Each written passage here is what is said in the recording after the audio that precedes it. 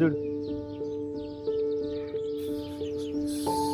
కుంట మొత్తం తామర పూలే,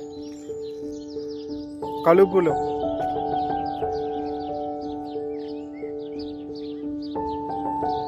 ఇదే మా కంబాల కుంట. చూసారా ఎన్ని పూలు? నేను మా ఫ్రెండ్ వచ్చాను చూసేదానికి, చాలా రోజులైందని. పక్కనే గుడి. నేను మా చైల్డ్హుడ్ ఫ్రెండ్.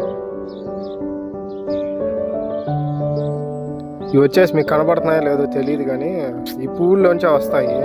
మళ్ళీ అవి గింజలయ్యి ఇలా ఎండిపోయి మళ్ళీ కింద పడి మళ్ళా అవి తింటారు. మళ్ళా కింద పడి మళ్ళా ఈ మాదిరి ఫ్లవర్స్ అవుతాయి.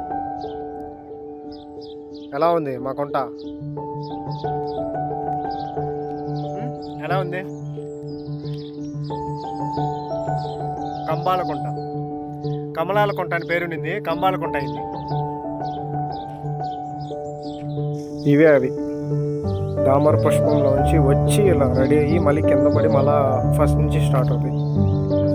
ఫెస్టివల్స్ టైంలో ఇవి బయట అమ్ముతూ ఉంటారు చాలా రేటు పెట్టి, కానీ మా కొంట్లో ఫ్రీగా దొరుకుతాయి.